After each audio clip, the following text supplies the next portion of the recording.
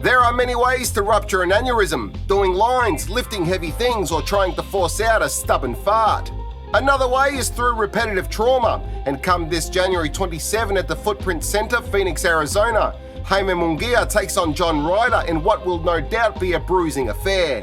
Two hard hitters that also get hit hard and often. Yes, there's going to be a lot of trauma in this bout, which all but guarantees fan-friendly action. Oscar De La Hoya and his Golden Boy Promotions have been busy building up a resume of events, and with a respectable stable of fighters, things are looking promising for the future. A Munguia versus Canelo Alvarez is keenly in De La Hoya's sights, but he'll have to put that on ice for now because John the Gorilla Ryder loves bananas and he leaves banana peels scattered wherever he goes. There is a lot of hope and expectation resting on the shoulders of Jaime Munguia. The Tijuana native has been laboriously plugging away at his career since turning pro in 2013. Within this decade, he has moved through the divisions, picking up and defending multiple times the WBO Super Welterweight title. He then moved on to middleweight, where he collected the WBO Intercontinental, and now he finds himself at the 168-pound limit, where he currently holds the WBC Silver Super Middleweight belt, the belt on the line against Ryder. What Munguia is missing on his resume is a signature fight. In the super middleweight division, Canelo Alvarez sits at the pinnacle. In fact, he's one of the biggest names in boxing. Many levels below him is John Ryder, a man that went the distance with Canelo Alvarez and that has caused a few upsets along the way. Ryder is Munguia's signature fight, the fight that tells us where Munguia stands in the greater scheme of things, and to see if he can do what Canelo couldn't: stop John Ryder. Previous opponents like Sergey Derevyachenko and Dennis Hogan at super welterweight gave Jaime trouble, so what can Ryder do? Jaime does have decisive wins over guys like Liam Smith, Gabriel Rosado and Takeshi Inoue. Ryder has victories over Zach Parker and a controversial points win over Daniel Jacobs. Many feel that Ryder should have a W in the column against Callum Smith. Many also felt he deserved a win against Billy J. Saunders back in 2013. Jaime has to be switched on for Ryder because clearly he can be trouble. Typically, Munguia likes to bully his opponents, forcing them on the back foot under a barrage of punches. He is pretty much all offense and very little defense, which is a problem in a division with bigger guys and bigger hitters. Ryder keeps his chin tucked and slips punches well, so to get through and wear Ryder down, Munguia will have to bring a relentless onslaught supported by a good gas tank, which he has. However, there could be another factor that gets him a victory if all else fails. John the Gorilla Ryder has the ability to negatively impact the all-Mexican boxing extravaganza on the Cinco de Mayo weekend between Canelo Alvarez and Jaime Munguia, should he beat Munguia, and assuming that the Alvarez versus Munguia fight is locked in. Canelo versus Benavidez is the fight on most people's minds, and chances are it does get made in the last quarter of 2024. I don't think Ryder beating Munguia puts the kibosh on Munguia versus Canelo, but it definitely puts a damper on it, with Munguia going in no longer an undefeated fighter. For hardcore boxing fans, having an L or multiple L's on a resume is fine.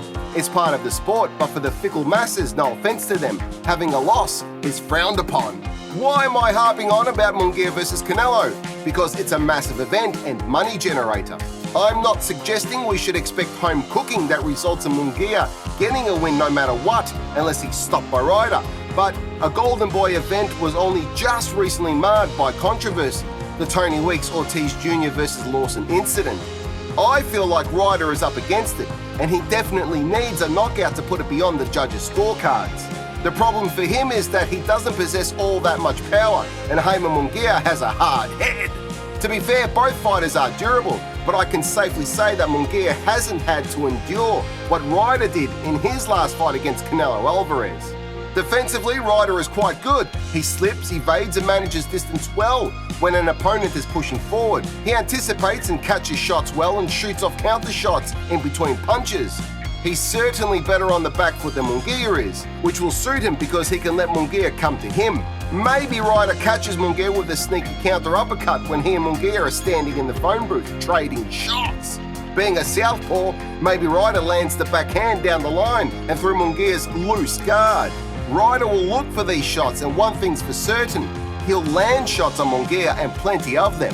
If I'm wrong, I'm happy to go to the bathroom with Bernard Hopkins to find out why he keeps inviting people in there, but I think Ryder fights Munguia on the back foot early, partly by design, to see what he's got. He'll be happy to catch and shoot and counter before changing the game plan up and pushing Munguia and forcing him to fight on the back foot, where I think Ryder will have his best success.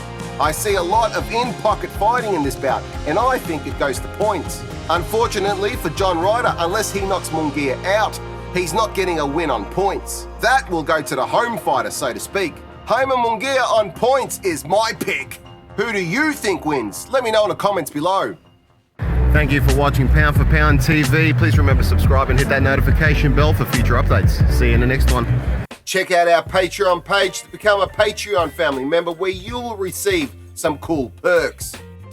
If you're looking for some new threads, we've got t-shirts, hoodies, and much, much more. So head on over to our Michael Akobi Pound for Pound TV stores. They can be found on Redbubble and Spreadshirt. Join me on my travels and head on over to my other YouTube channel titled Barefoot and Free. There you can follow me as I traverse the many parts of our planet and occasionally get into a spot of bother. Nonetheless, it's always fun and entertaining. If you're struggling with some of life's obstacles and challenges, my book How to Get Out of Life Traps might just be the answer that you're looking for to help guide you through the difficult times. It's helped many get past some of their darkest moments, and it might do the same to you. You can purchase it on Amazon, where you can also find a wide range of my other works. Those works include screenplay to book adaptations, a fairly unique concept, with genres covering comedy, heist and revenge, drama, supernatural and crime, if that's more your cup of tea. You can find them by following the link provided.